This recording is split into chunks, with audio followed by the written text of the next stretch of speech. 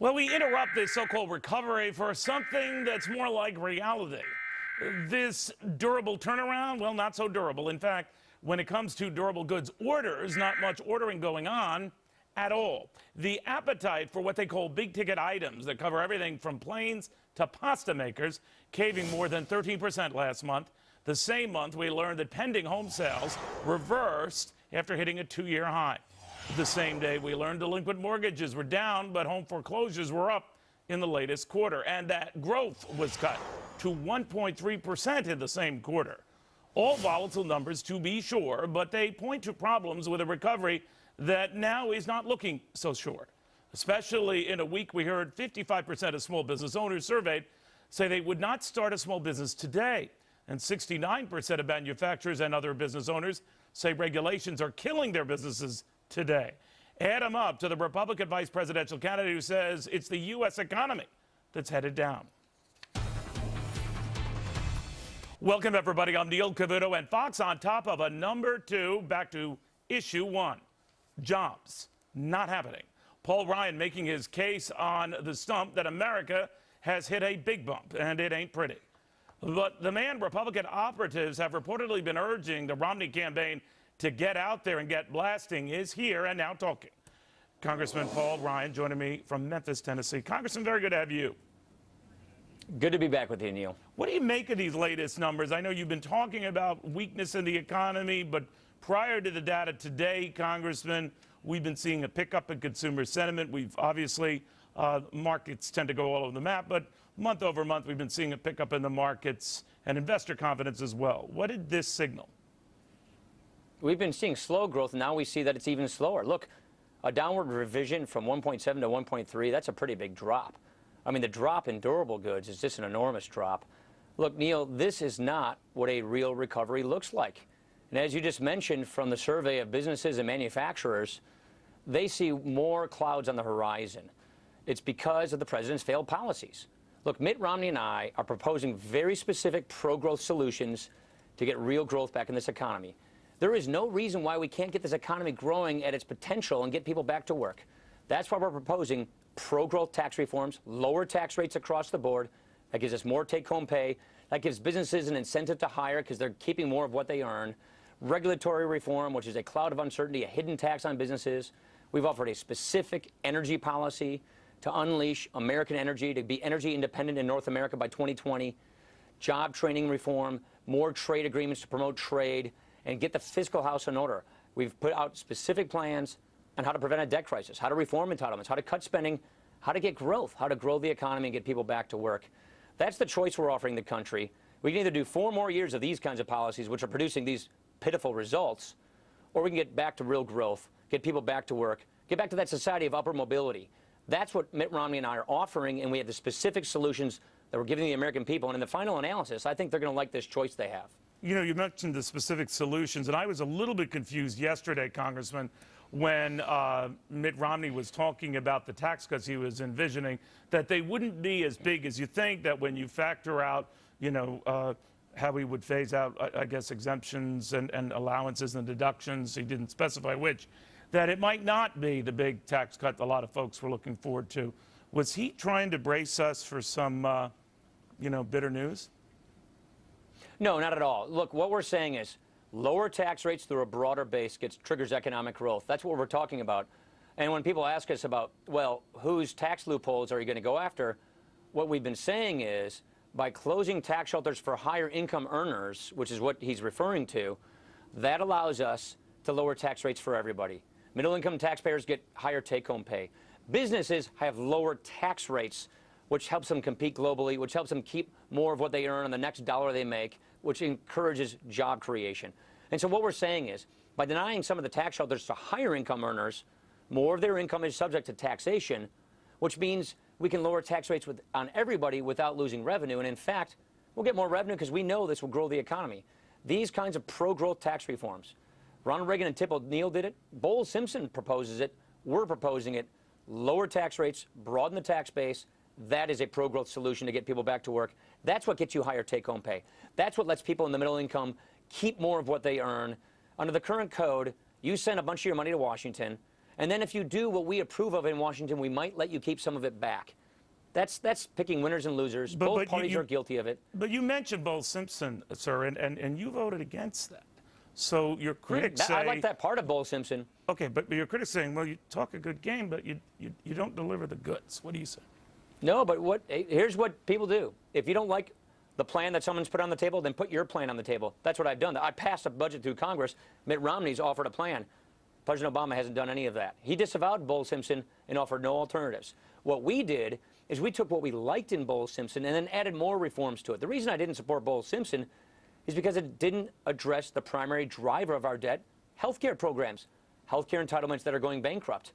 I don't want to pass a bill to fix the fiscal crisis when I know it doesn't fix the fiscal crisis. That's why we took the good ideas from Bowles Simpson and combined it with the necessary reforms that truly prevent a debt crisis. That's what Mitt Romney and I are proposing. You need three things. Pro-growth economic policies, that's what tax reform is all about. That's what regulatory reform, energy policy is all about. Spending cuts, and we propose lots of different spending cuts and critical entitlement reforms that are market-based, that give people more control over their lives when it comes to health care, not some bureaucrat, and that doesn't make any changes for people in or near retirement, but reforms programs for my generation so they're there for my generation when we retire. That's how you get ahead of this problem. That's how you prevent European-like austerity. You know, a lot of people do look what's going on in Europe, Congressman, and Mitt Romney, I believe you had said so yourself, that if we're not careful, we could follow that path, what's going on in Greece, what's going on in Spain. But you said something interesting a couple of minutes ago, Congressman, that is that by closing loopholes and special breaks and all that prevent some from paying any taxes at all, that is a productive step forward. Many conservatives in your party a year ago, when I was in Washington as we were haggling out this budget mess, they looked at that as a tax increase and wouldn't countenance it. Are you saying that they better countenance it now? No, we're talking about revenue neutral tax reform. Conservatives across the board, and many Democrats, by the way, Democrats from the mid-'80s who worked with Ronald Reagan, some Democrats recently have said pro-growth tax reform. We're saying revenue neutral tax reform, which says in exchange for some loopholes, everybody gets lower tax rates. See, that's what creates growth, Neil. By lowering the marginal income tax rate, you get a better return on your next dollar of investment, on your next dollar of work. This means middle-income families get higher take-home pay. This means they get to keep more of what they earn in the first place without having to send their money to Washington. This means small businesses. Don't forget, Neil, 8 out of 10 businesses in America file their taxes as individuals. Their tax rate's going above 40% in January, according to President Obama's plans. That's where current law is going. Well, a lot of countries around the world are cutting their tax rates. The average tax rate on businesses in the world is 25%. Canada lowered theirs to 15%, and President Obama wants the top tax rate on successful small businesses to go above 40% in January. And that particular tax increase, Neil, it only pays for 8% of his proposed deficit spending. That's not a ticket to recovery. Now That's why we have the problems we have today. Argument across forcefully, very clearly. The rap against the guy at the top of your ticket is that he is not.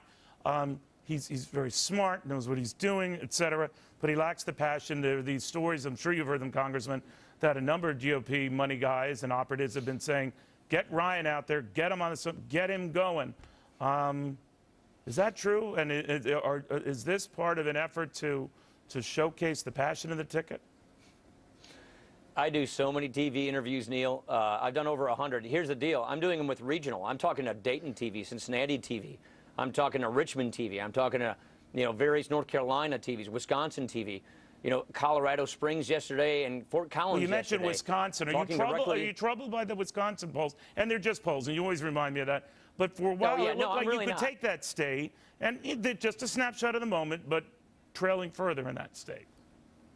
I don't actually believe the validity of that particular poll. I won't get into all the methodologies of it. Here's the deal. Here's the deal.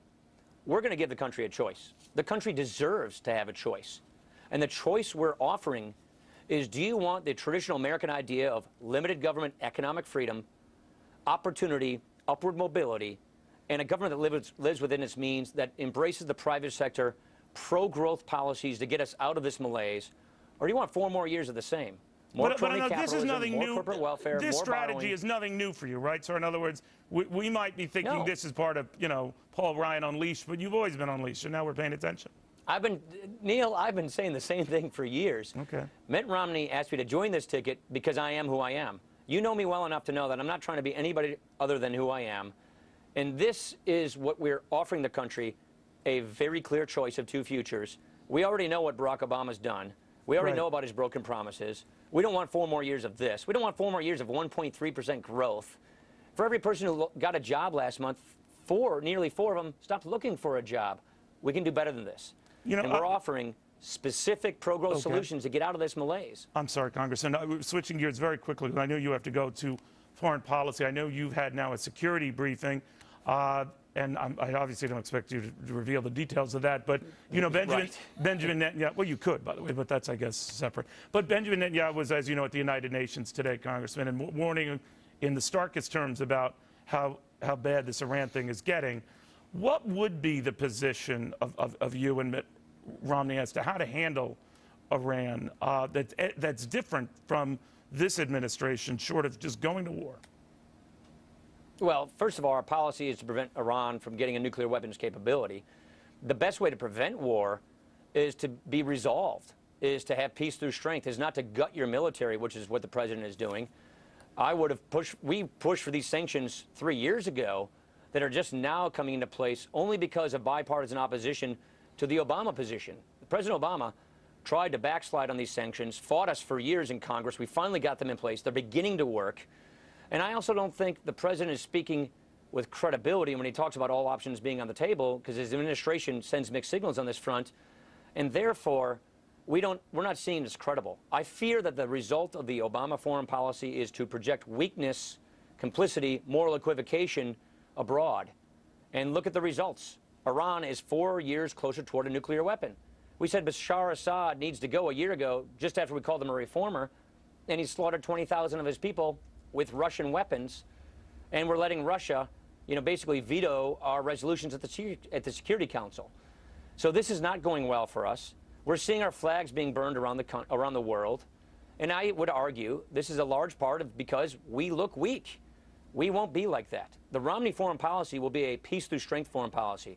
We will speak with clarity for freedom, for individual rights, for women's rights, for religious freedom, freedom of speech, and we will support those democracy movements. We will support those people yearning for democracy, and we will not gut our military. We want to have the strongest military unquestioned. And I fear that all these cuts the president's pursuing, all this complicity, that's projecting weakness. Paul Ryan, thank you very much. Good seeing you again. You bet. Take care, Neil. All right, the Republican vice presidential candidate, Paul Ryan.